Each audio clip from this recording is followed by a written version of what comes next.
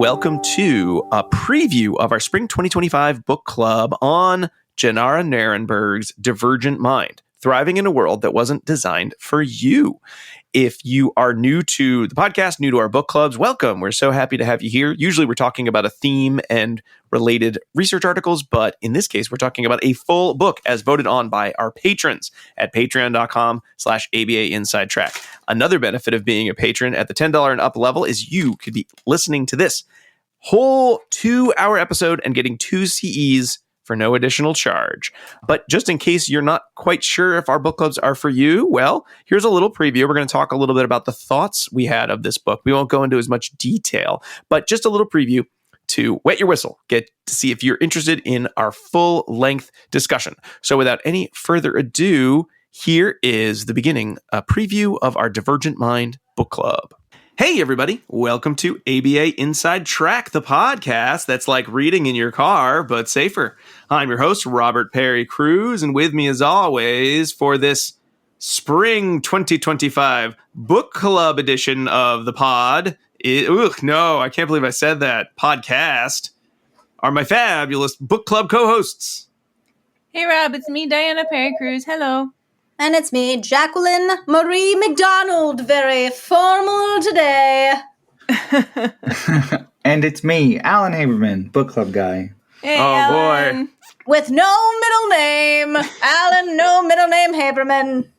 It's Alan. Probably Jackson. It's Book Haberman. Alan Book Haberman.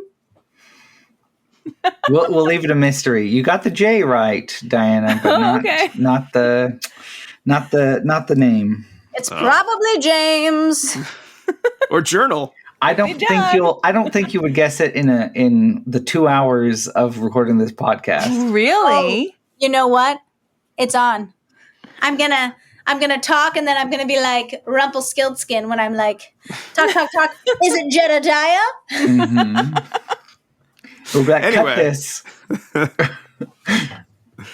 Anyway, this is our podcast about behavior analysis and behavior analytic research, where most weeks we talk about a topic and relevant research articles, but special times of year, we break out all the stops and read an entire book related to human behavior or something related to behavior analysis, which I think is more what our book this season categorizes into. And that is just what we're going to do as voted on by you, our patrons. So if you are listening to this in the spring of 2025, thank you so much for being a patron of ABA Inside Track. If you are listening to this in the far-flung future, I hope you joined as a patron of ABA Inside Track. If not, that's okay. You can still enjoy this episode. And if you're listening in the spring of 2025 and you say, why is this 2-hour podcast I hear so much about only like 30-ish minutes? It's because you're listening to the free preview, because we want to entice you to join the rest of us for the whole shebang, because we're going to be talking for a super long time about Jenera Nerenberg's Divergent Mind, Thriving in a World That Wasn't Designed for You, unless you're one of the people that the world was designed for, in which case, I guess you could still read this book, but you might not get as much from it. But that's what we'll be discussing.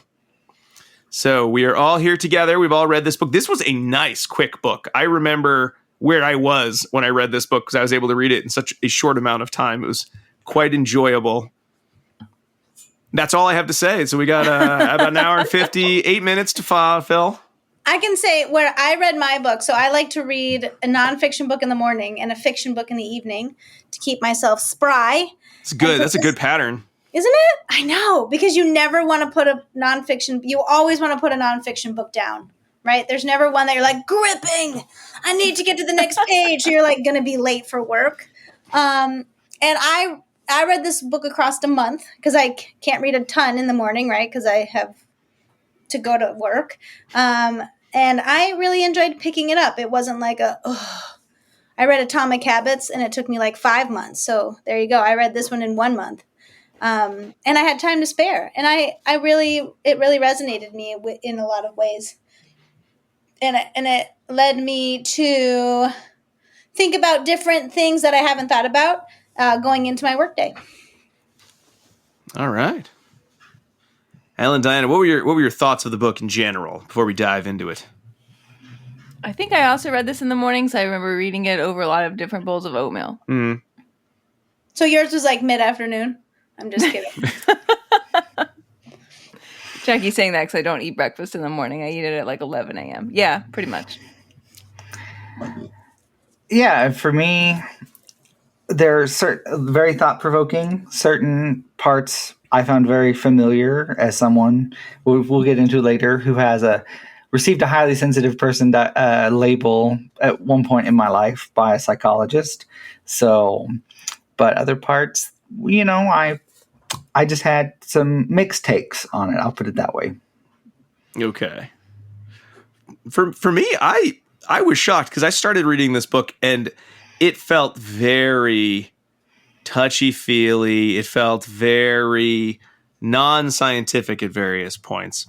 And I was very worried as I started it. Is this book going to be like just about, Jenera Nerenberg sort of personal experiences and not in a way that I think we can make any sort of generalizations about or extrapolations about. And we're going to be, we just got this like ladies going to talk for a while. And as it went on, I did find a lot of really resonant sections and passages. And while I think there are going to be some sections of the book that, depending on sort of where you are in your journey as a behavior analyst, are either going to hit you and you're going to be almost revulsed by, and other sections where you're going to feel like, yep, that's exactly where I am.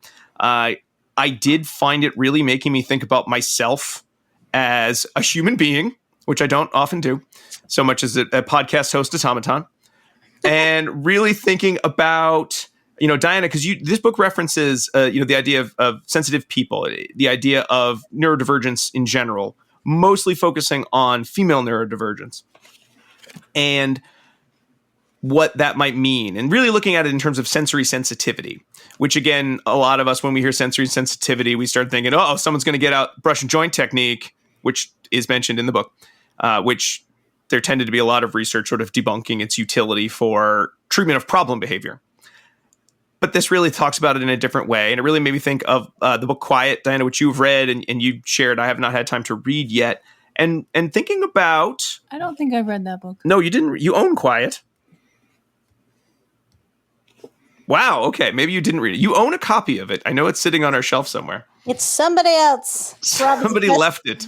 But in any case, this book definitely made me feel very empathetic. And as I was reviewing my notes before this recording, I did sort of thinking ahead to our summer book club, previous book clubs.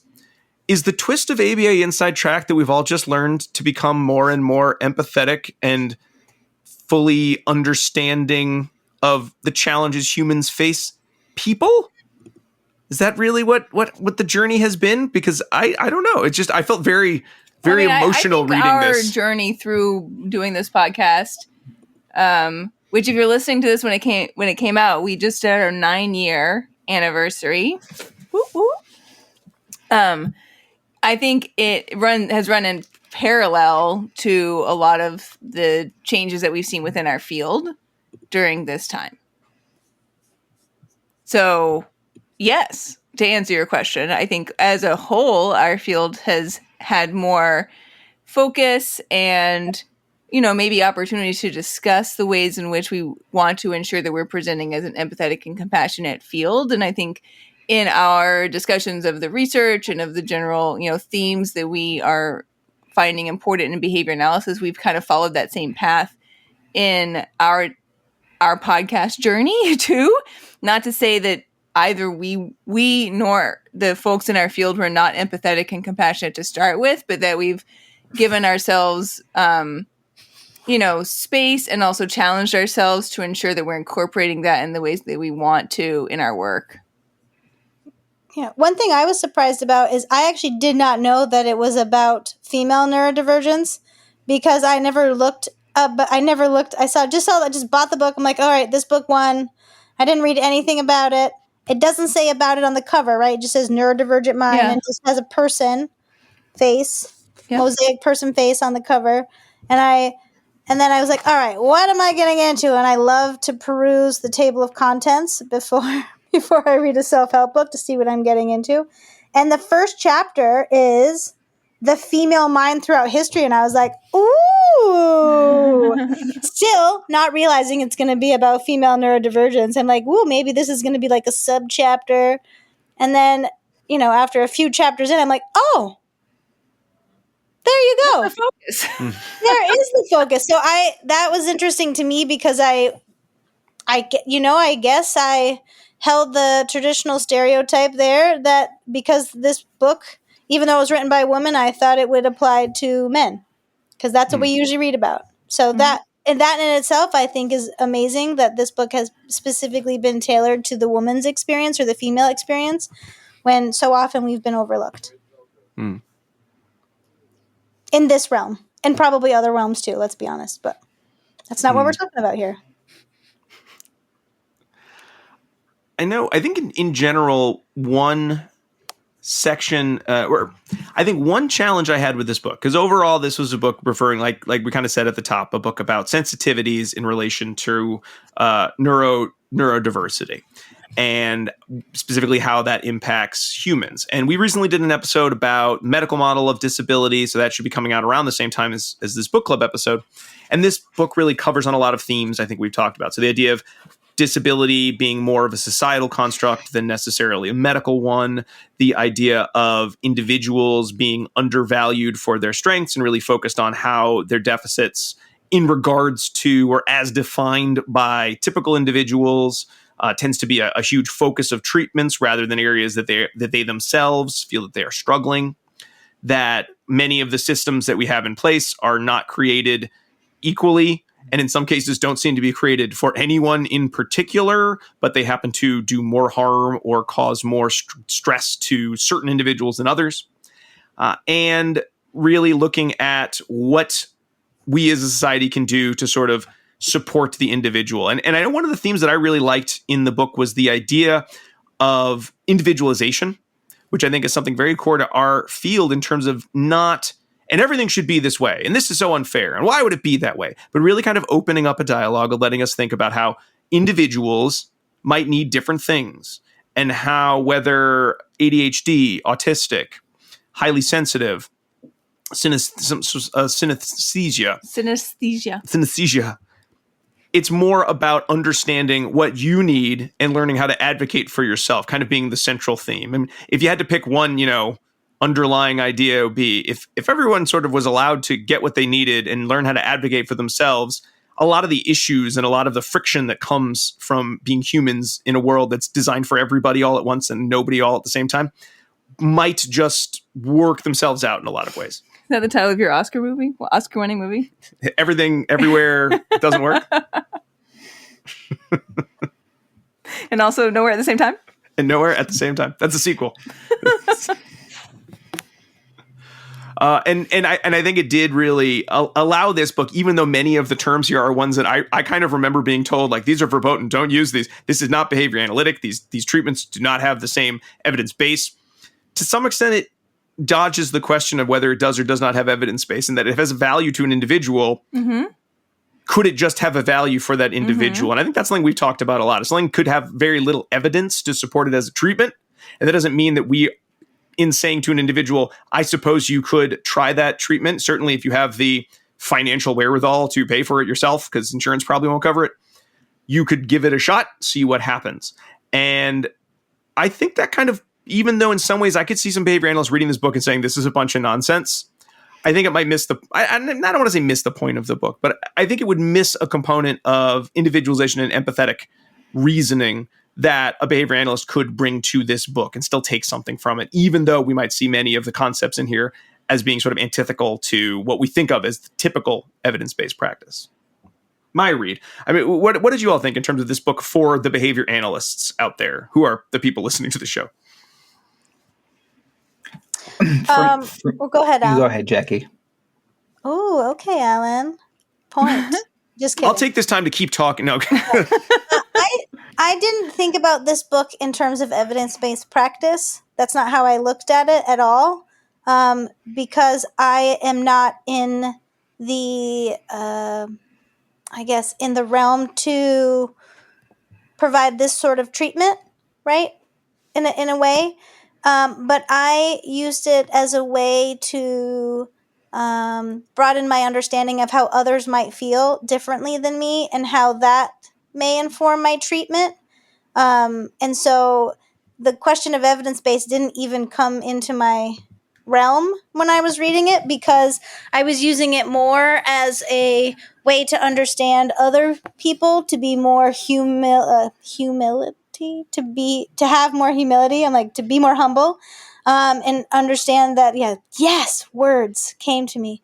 And to understand that I don't know the experiences of other people, and this book could help me recognize some of those differences, so that I could provide more sensitive treatment to my clients.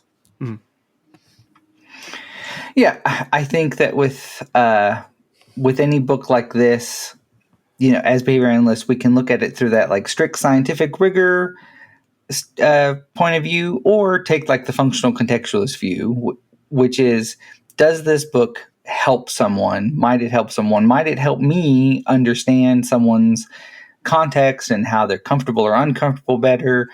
And in that sense, it's a very useful book in that these are experiences that some people seem to find very relevant. And so having a book to have this conversation about and for people to engage with is very important, because you might not even realize that your experience is different from others if no one's talking about how different their experience is from other people's. So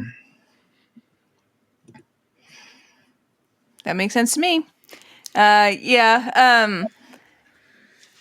think the statement I was going to make was about contextualizing experience, which is what Alan also took away here, and I think that that's one important piece for us as behavior analysts to keep in mind. So, like, what has always kind of killed me in talking about behavior analysis is we talk about reinforcement, and we say, well, we know that something is a reinforcer because when we apply it, then the behavior increases, right? And that's the definition of reinforcement. So we're like all on board with that. But then the next question that should come after that, but that we don't often ask too much, is, well, how did that thing come to be reinforcing, right? And the standard answer is, well, it came to be reinforcing through a history of consequences. But different things become reinforcing for different people. And so part of that way in which something comes to be reinforcing is individualized to that person. And what each of us is bringing to the table in terms of our own genetics, as well as our own history, as well as our own neurotype, right, is going to have influence on what we find reinforcing, what we find salient, what we find tolerable in the environment, etc. And each of our own personal EOs is going to be modulated based on that personal experience and history they were bringing in here. So to me, this book helps add additional context to that background understanding of how and why we may all act differently, right? How we all may behave differently. And that big antecedent pool that we're pulling from in terms of current history, past history, and genetic influence is a really large pool. And the more that we have an understanding of what can go into that pool, the better we can serve our clients and help understand where they're coming from. So to me, this helps to add to that very large pool. This book reminded me of Uniquely Human by Dr. Barry Prezant. And that is not a book that we've covered in book club, and it's not a behavior analytic book, but he is one of the folks who did the CERTS model. And it's coming at how to approach autism from, somewhat of a different perspective that, again, draws very largely on this importance of overall perception and sensitivity and the variations that one comes into the world with that and how we as practitioners need to react to that. So to me, both of these books focus very heavily on that, which, I don't know, I think we as behavior analysts can take that into consideration and have it fit within our conceptually systematic worldview as well. Mm. One of the challenges that I know I found reading the book, and I found it to be a fun challenge, though I could see some behavior analysts reading this book and not finding it to be a fun challenge, was much of it was certainly not written as a radical behaviorist book. It was written for a pretty broad audience, written for mostly, I think, well-educated women who either consider themselves or might be wondering if they are neurodivergent. I always mix those two terms up. And written, therefore, with a lot of more mentalistic terminology. And while much of the book I found to be relatively straightforward in terms of being able to think about it in terms of, say, private events or environmental behavior relationships, there certainly were other times when I found myself sort of trying to translate some of the more mentalistic talk into behavior analytics speak. And to some extent, I wondered whether or not that was of value. Maybe it was fun for me, but is there a value in there? And I think as behavior analysts, this book did make me think of, are there terms? I know we talk a lot, we've done episodes on the idea of terms people like, terms people don't like in our field, whether it does or does not matter with our ability to build rapport.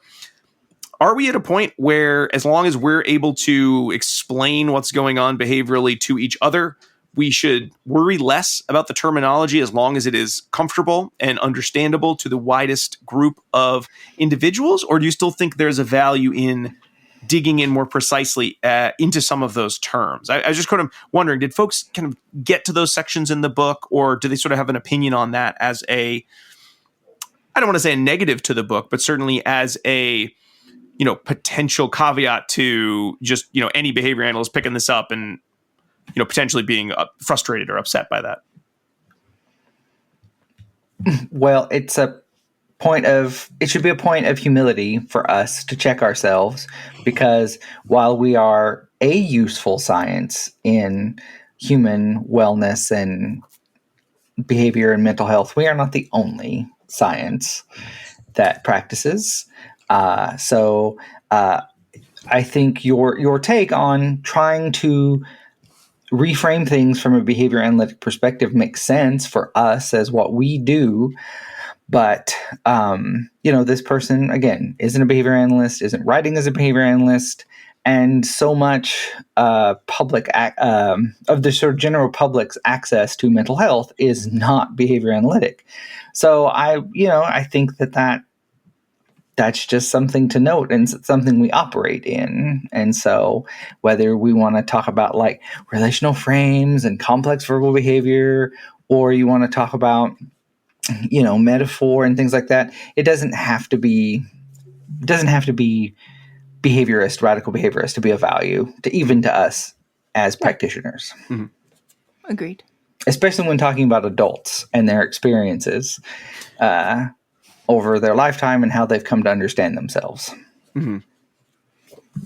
That's a good point, Alan. I think the idea that this book is for adults and brings up the idea that many of these challenges are ones that may have only been explored with very young children or individuals that aren't able to communicate necessarily due to disability. So to some extent, I think about things like there's a whole chapter on sensitive people really enjoying a lot of the treatments that an occupational therapist might present in terms of the brushing, in terms of the swings, in terms of weighted blankets, and how so much of what I learned as, well, this isn't an evidence base, this actually can cause harm, really was from a very specific point of view from the point of view of children engaging in severe challenging behavior who cannot communicate an alternate means of getting their needs met. And the only way we could judge whether the treatment was or was not effective was through a single subject case design. And there are many dependent variables as well that could be under consideration when we talk about effectiveness. Mm-hmm. And different studies have looked at different ones and, pretty narrowly defined what efficacious means in that particular scenario. Mm-hmm. But the idea of this being a book for adults and about adults, I don't think until I started reading this, I realized that so many of the areas where I might say, well, I don't know about this, I don't believe it, really are from that very small subset of individuals who might have received those treatments or been recommended those treatments versus adults who can flat out say, I like this. This makes me feel better. I went to work after and I felt good, or I don't like this and please stop. They're able to advocate for that need as long as they know that that's an option for them, which, we'll talk more about when we get into the book, as historically is not always presented as an option because there are a lot of barriers to, that level of advocacy or that specificity of advocacy. Speaking of treatments, was there anything else in the book that folks either really resonated with in terms of treatments, terminologies, or conversely phrases that folks found maybe not confused by, but maybe uncomfortable, or they really had to reflect on more deeply than others? I was relatively new to all these terms, like highly sensitive person. I was new to, obviously not autism and ADHD, but a lot of the terms, they were new for me. So I found it interesting to learn about them. So I didn't know things beforehand. And so just reading about them was just a new thing for me. So that was exciting when I was reading it. I can say that.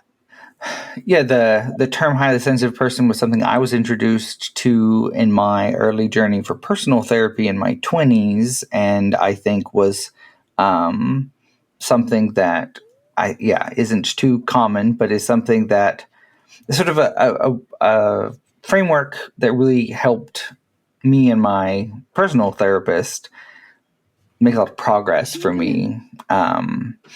And related to my ADHD diagnosis, but other parts of me as well, like feed into that. And then just understanding other people in general. So that was definitely like more familiar to me.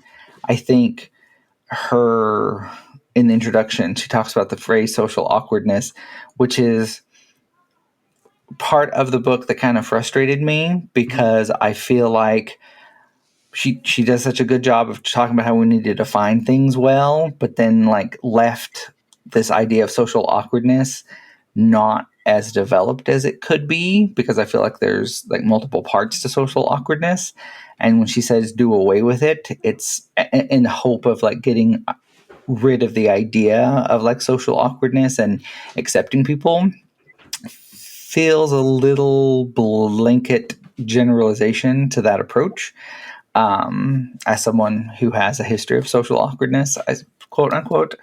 So, but I definitely, I feel like she's using a lot of terms that are still being talked about in like mental health and wellness circles now. I mean, it's only 5 years old, but it's also 5 years old. Like that's a challenge sometimes.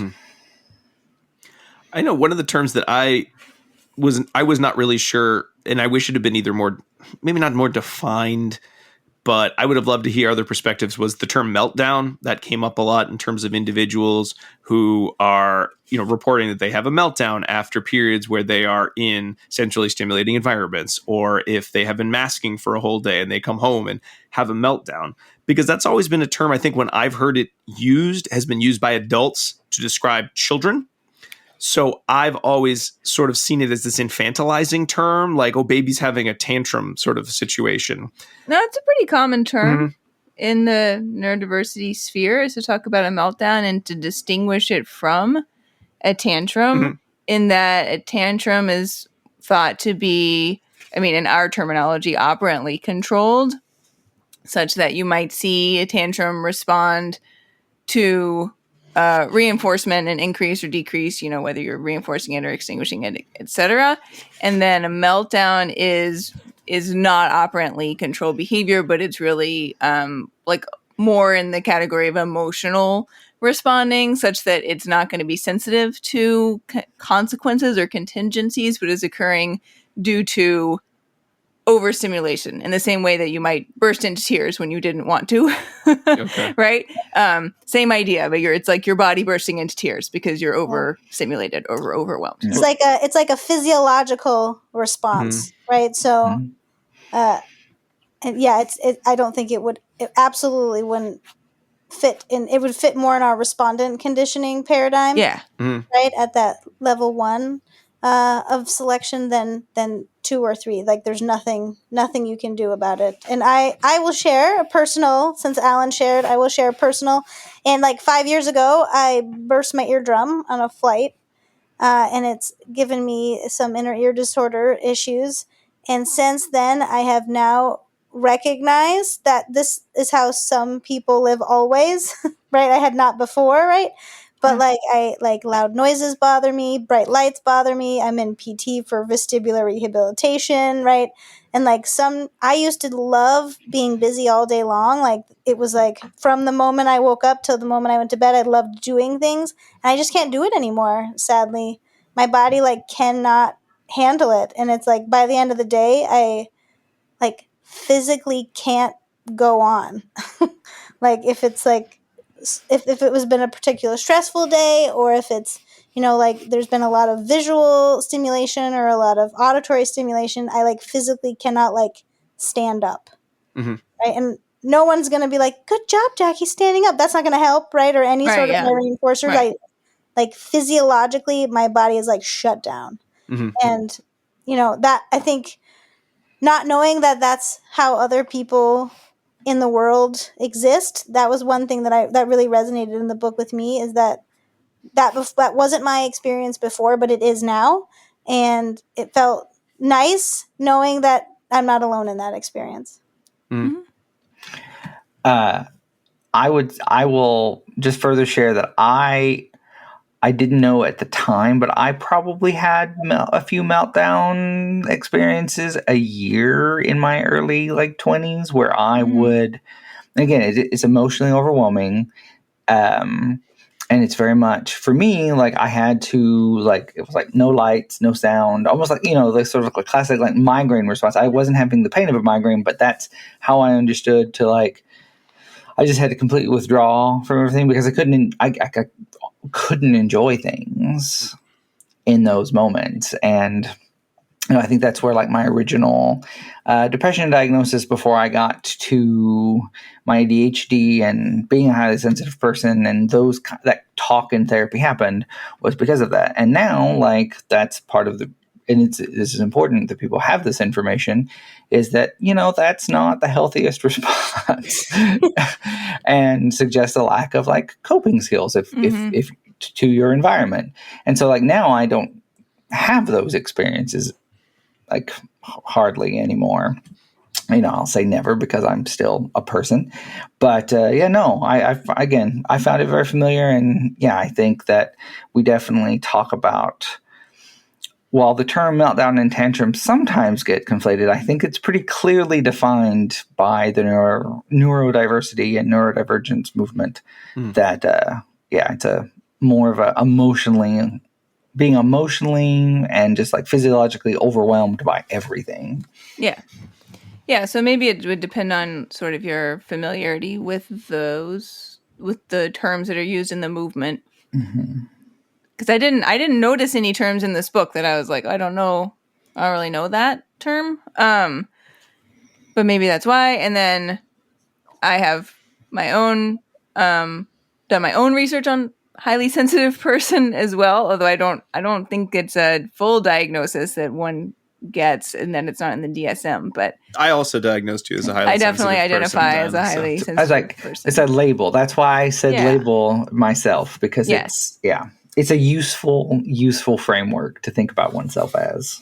I find it very useful. When I read it, it made a lot of sense to me, and that's generally how I experience the world. And, it fits within the idea of how one can be very easily overwhelmed in certain settings, or, disabled in certain settings by what that setting feels like.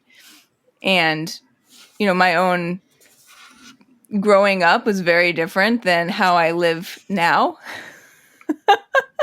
in terms of what my home life experience is like. And, Rob has been great in recognizing. I wasn't sure what adjectives you were about to use to describe that the level of stimulation in our house is very different than, maybe what my body is used to handling. And so he can recognize when I am shutting down and will tell everyone in our family to be quiet and give me space because it is extremely loud and overwhelming to live in my house. Divergent Mind saved my marriage. I have to say. No, I did appreciate as I read this book, as I was thinking, because there is always, I think, and this gets into some of the medical disability versus, like you said, Alan, the label of patterns of behavior, patterns of sensation, patterns of feeling, that when I heard highly sensitive person, it always sounded like one of those kind of made up descriptions of someone who just can't hack it or just can't take the modern world. Yes, you used to say that. I used to say that. Yes, I know. I don't anymore, because what it comes down to is whether or not something's in the DSM, which has a lot of problems. I'm not a big DSM booster or anything. But if someone is describing a pattern of challenges that they're facing in their daily life, whether or not there is a quote unquote medical reason that it is happening or not, they are describing something that is occurring to them. And whether it has a label or doesn't have a label, why would one not try to discuss with that person, what are some things that make you feel better? What are some things that I can do to help? And rather than getting all up in arms about, well, why should I have to change the way I am? Or why can't I just be loud all the time? That's the way I like to be, and therefore I should get to be loud, and you should deal with it.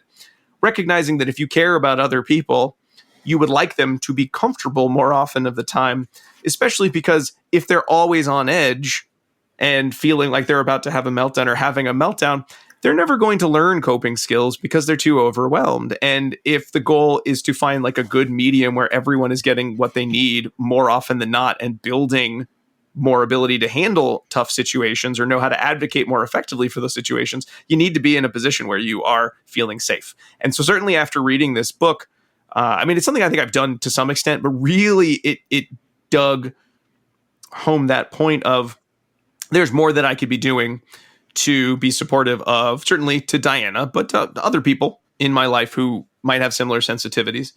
And that is a part of the advocacy. And that doesn't necessarily mean that I have to then say, well, I will never make a noise again, because I am going to be a loud person at times. I enjoy being loud. It's fun sometimes. But I have to know the difference between being loud because it's something that's exciting for me and, understanding other people's cues of, hey, could you take it down? Or where could I go to be loud? And no one can tell me to stop being loud because that's who I am. And it doesn't have to always be right next to Diana that I can be so loud. Well, and Rob, just to push on that a little bit more, I think there's, because some of the questions that you've asked kind of point to this, there's even going beyond that, because your formulation of that is, I think, reflects some of the accidental ableism and paternalism of the medical model that we're all like trained in, that like, well, I need to not be this way so that they aren't overwhelmed, that they aren't doing this. It's like, but also like maybe Diana, the things that make her a highly sensitive person also make her a really good behavior analyst, because maybe she can determine the like salient stimuli in an environment for a client. But if she also is overwhelmed, then those same systems that help her be effective in her roles in that she has chosen for herself in life, then that if those systems are overwhelmed, then yeah, she can't cope necessarily as well, or she might not be as functional. And so you're not just like protecting her, you're like empowering her in the way that you can by minimizing your negative impact on her. Not to like go into you two specifically, just extending your conversation. We're not paying you extra for the couples counseling, Alan.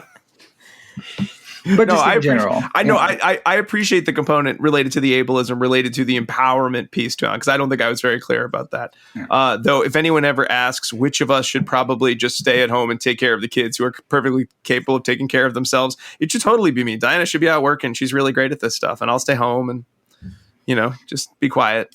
Well, I'll be loud. You won't be here. So you should be loud. You'll stay at home and raise the kids who can mostly raise themselves at this point. Okay. And we got one going to college pretty soon. Yeah. So, that's... I mean, I don't know. Like, I don't want to get too far off the path here, but Rob is very supportive of me. And I have, like, amazing self-esteem. Like, I think I'm awesome. Oh, 1,000%. And I love very much who I am and how I am. So, this book kind of just, this book kind of confirmed things that I already thought about Your myself. awesomeness. But yes, it confirmed my awesomeness, but also just that my way of being is worth protecting, right? And that the things that make me a cool person are also related to, I think a lot of my unique perception of what the world is like. And it does make me want to just make sure that that's a part of me that everyone gets to know about me versus me, masking it and trying to hide things that are challenging for me or the ways in which I see the world. Mm. Well, any other general thoughts about the book, or shall we dive a little deeper? Any more group therapy? I know. Does anyone have any thoughts about our relationship? How can... Well, you brought it up. I'm just extending the conversation in metaphor. No. All right. Well, let's take a little break. And then when we come back, we're going to dive a little bit more into the content of Divergent Mind by Jenera Nerenberg. We'll be right back. We hope you enjoyed this brief preview of the Divergent Mind book club. If you want to hear the whole 2-hour discussions, that's a whole extra hour and a half where we go into more questions and discussion of the book chapter by chapter, looking at the main themes, looking at some relevant citations and quotes and our thoughts on how it impacts or maybe doesn't impact our professional practice. You need to get the full length version. So to have that right now, just go to patreon.com/ABA Inside Track and subscribe at the $10 and up level. That'll give you access to this book club as well as every book club as soon as it comes out, and a special extra code to get a full free 2 CEs for this book club and all of our previous book clubs and all of our book clubs in the future. And this is a really good time to join because we have our summer book club coming up in just a few months on The Body Keeps the Score, as well as all of our previous book clubs. And you will have the chance to vote this June on our book club slate for the upcoming year. So if you want to have a say in what next year's books are going to be, we always do 1 supervision book as well as 3 books on a variety of topics, then you don't want to miss joining our book club at patreon.com/ABA Inside Track. We hope to see you there. Bye.